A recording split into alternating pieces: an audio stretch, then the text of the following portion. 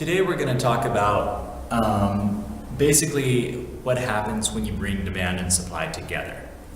In economics, we call this equilibrium, or we call it market price. Lots of things in economics you'll figure out we have lots of terms for. So you should be comfortable using either equilibrium or market price. So I probably say equilibrium more often, but it's probably a toss-up.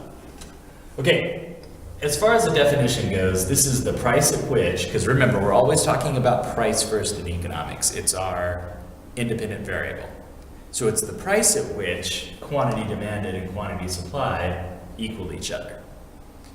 It's important to note, and I'll talk about this a few times, that nobody's meeting to make this happen. Remember, we think of the law of demand and the law of supply in economics. They're like they're our gravity and our inertia, or our gravity and our gravity, I suppose. So we're saying it's a coincidence. It's at this price that the quantity demanded just so happens to meet the quantity supplied. There's no negotiations. We're not trying to make that kind of picture. Remember, we're just trying to describe how it is that prices came to be the way that they are. Two things we'll need to talk about. We'll talk about this more on the next whiteboard, not on this one. But this is scarcity, and this is when you have excess demand, or in other words, mathematically, when quantity demanded is greater than quantity supplied. And then the opposite of that is surplus. Some people call scarcity shortage as well. All those terms are okay. Surplus is the opposite. This is where you have too much supply, so quantity supplied is greater than quantity demanded. On the diagram, we can see this real easily. Again, all we've done is we've taken a demand and supply diagram and we've put them on top of each other. So we're still going to label this demand, supply, still P and Q. If we were being too formal, or if we were being formal, we would use a title here of some sort. Anyhow, what we do is where they intersect, X marks the spot, we're going to take dashed lines to the axis and call this P star. P star is a term that just means equilibrium. To be honest, I have no idea why we use P star. Some people do use QE and PE to mean equilibrium, which seems to make a little more sense. I think it's probably just because it's easier to say star than it is equilibrium. I don't really know though. So, dotted lines across to the axis. Again, whenever we draw a dotted line, we're saying, hey, look, there's something important to be seen here. So we're saying, look, this is P star. Look, this is Q star. And really, you have to think of this, that what you've really done is you've drawn two sets of lines. What you've really done is said, look, here's a quantity on the supply curve and at a certain price. And you said, here, look, here's a price on the demand curve and a quantity. And as you're drawing it, you're thinking, oh, well, wow, they align, they're the exact same. And the significant part of that is, again, what I already said, is that these are two competing groups, sellers and buyers. They are competing against each other. When I go buy a product, I want to get the lowest price possible. And if I'm selling a product, I want to sell it for the highest price possible. So I don't mean competition like they're trying to knock each other out. I do mean, though, that each one is trying to get what is best for them. So, again, you have to really get in your mind that we're just talking about this coincidence, that at this price, the suppliers are saying, we're happy to supply this quantity, whatever it is. And the demanders are just so happening to say, well, at this price, we're also happy to buy that quantity. Okay. Well, that's all well and good. I suppose we need to talk about how that might occur. So the question is, will equilibrium always happen? There's a few terms here we need to define. They get used somewhat interchangeably. There's, I suppose, a slight difference. I think this is kind of a bigger term.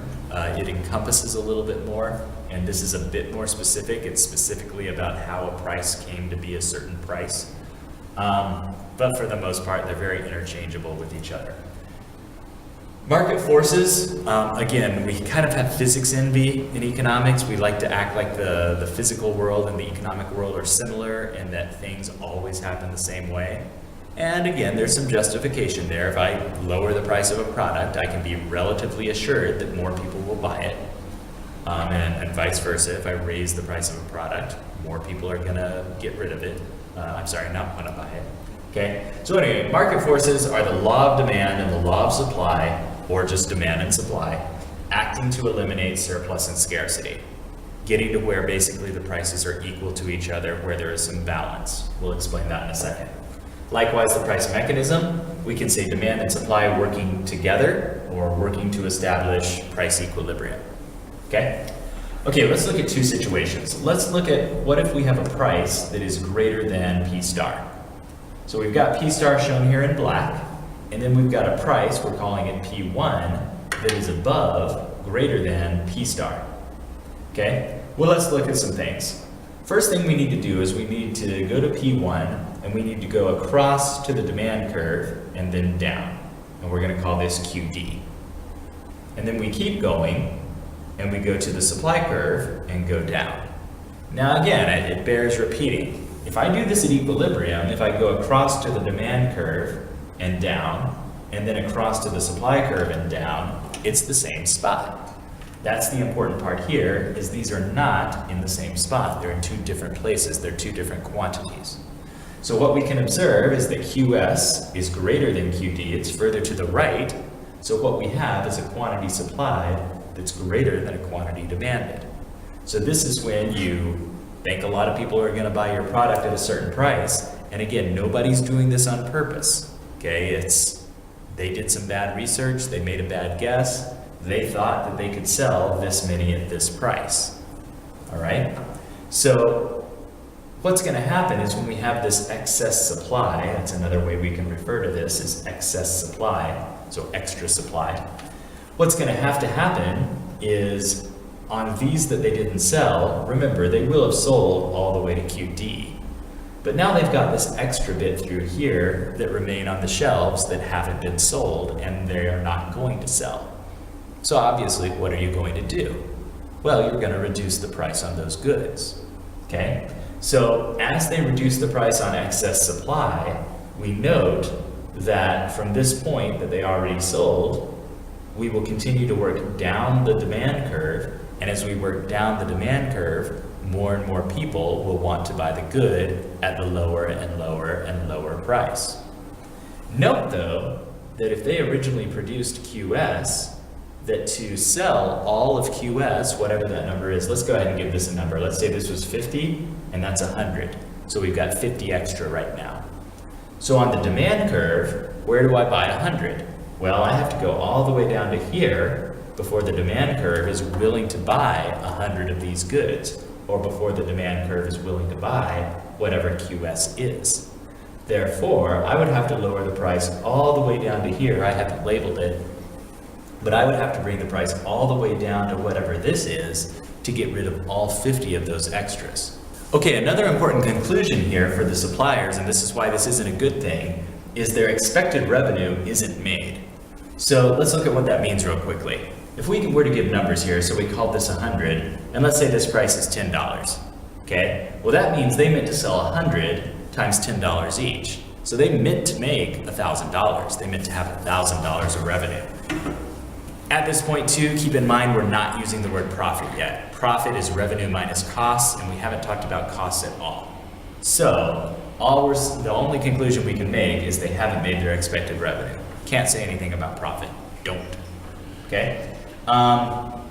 Okay, that's important because if we look too, I have this arrow drawn on the supply curve, and this is kind of a bigger picture. So this would be like immediate, like short run, what we call it.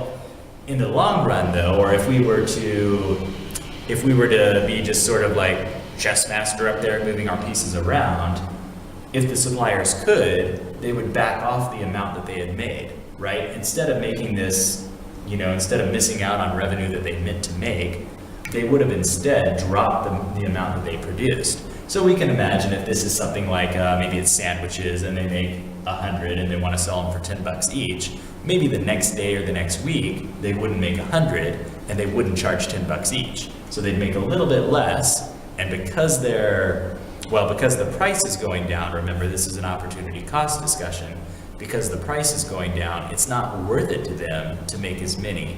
So they're not going to make as many. Okay, so anyway, that's how we see, again, this is kind of the price mechanism, right? That eventually it's going to end up here at P star. And it's also market forces eliminating this surplus that was up there and working towards equilibrium. All right, if we go the other way, so if we have a price that is now less than P star, well, again, it's very much the same. So we're going to call this P2 so we don't confuse it with P1 over there. So here at P2, it's less than P star. And again, what we're going to see is that quantity supplied is less than quantity demanded. Therefore, there's not going to be enough of this good. We're going to see competition among the buyers. So again, let's put some numbers here. So let's call quantity demanded here 500, and let's say this is 100.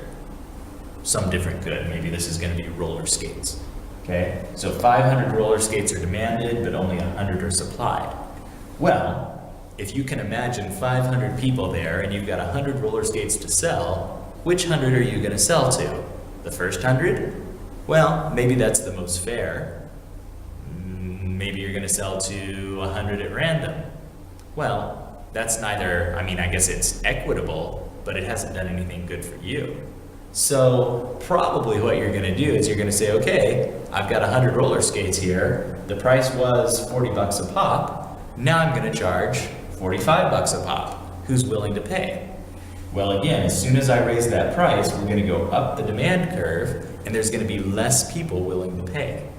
That's going to continue to happen. Again, you're going to have to raise price because you only made 100 to start with. You're going to have to raise price all the way until you get to this point of the demand curve, which is going to probably irritate a lot of people because it was 40 bucks a pop and maybe it ended up at $100 per roller skate.